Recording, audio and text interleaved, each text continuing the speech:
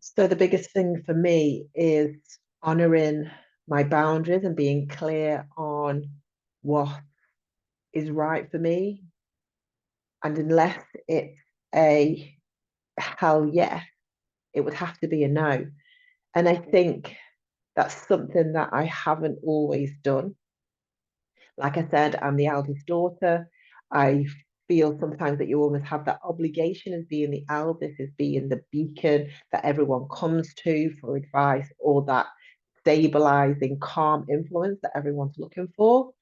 And again, that's another label attachment that's been placed on you just by birth order, but also it doesn't necessarily enable you to honor your boundaries and be clear on what you're comfortable doing. Or, it just seems sometimes when you look at families, especially, is that within your siblings, you may have the eldest one that's the calm one, the sensible one, the ideal child that's put on a pedestal.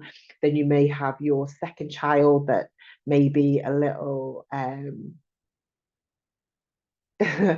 that may be a little outspoken or doesn't really play to the rules.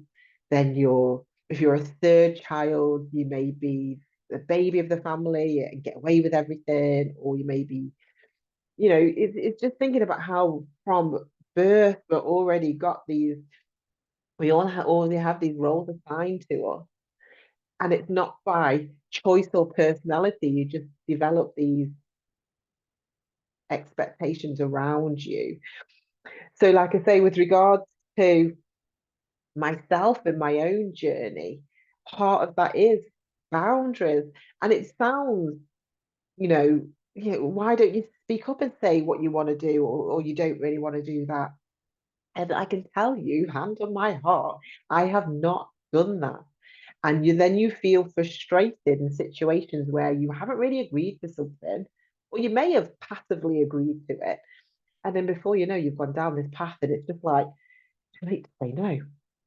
It's too late to say, actually, I don't want to do this, because you've already got this expectation that you will, from other people that put this expectation on you. So, in developing that sense of self and that surety within me, is honoring my boundaries, which then leads to that kind of bigger expansion of confidence. And again, people may look at me and think, okay, you're here delivering sessions, or you'll stand up and do this. You're big, you're bold, you must exude all this confidence.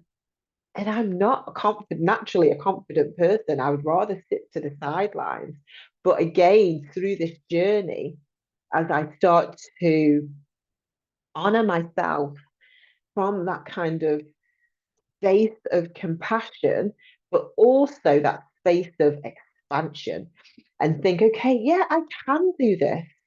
I can stand up in front of people and deliver something that I'm passionate about. I can raise my voice and say, actually, I'm not really comfortable with that.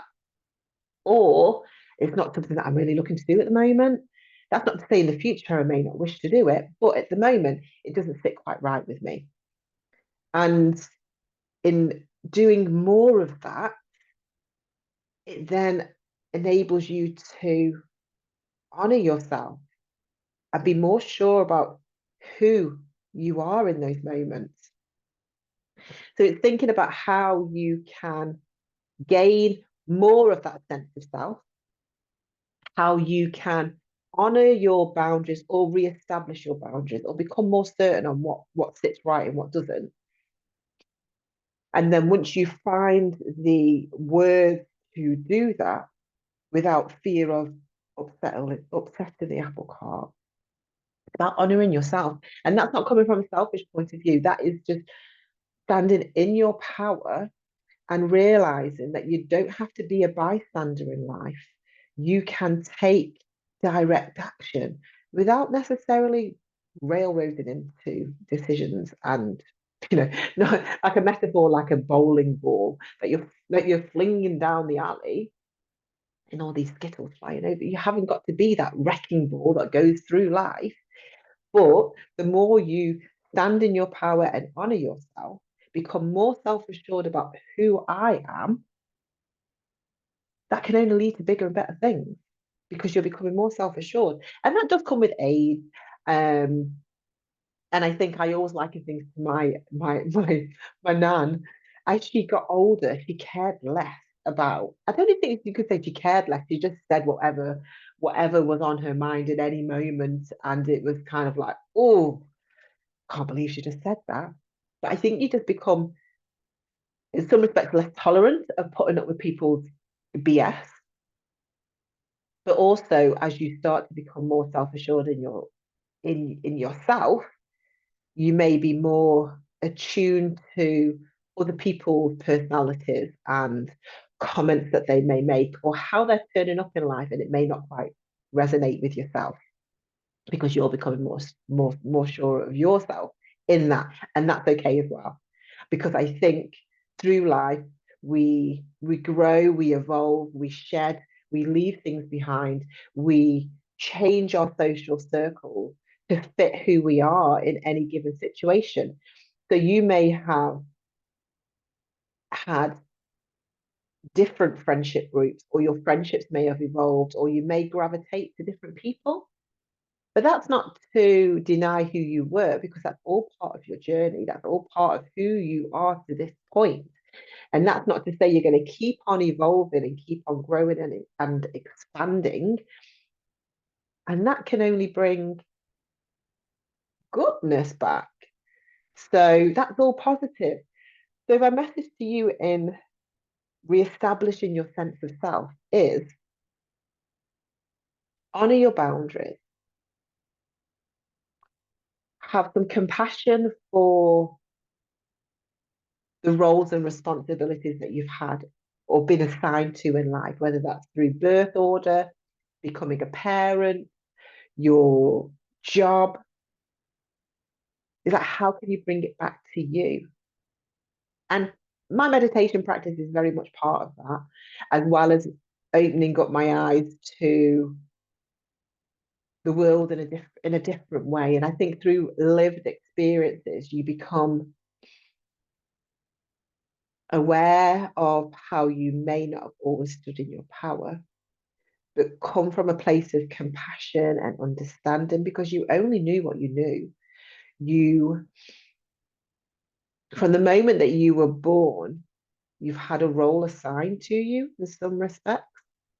And as that role evolves, as do you through life experience as well. So think about how you can turn up for yourself, where you may be neglecting yourself because you're putting other people's needs or work before your own. How can you reestablish a self affirming practice, whether that is through meditation, mindfulness? How can you come back to you and how can you be clear on what's right for you, what's going to help you grow and move beyond as those roles and responsibilities shift? And it's coming back to you and who you have always been, but society has dictated in some respects on how we turn up in life. To take a moment, think about, I'd love to know your thoughts about this episode.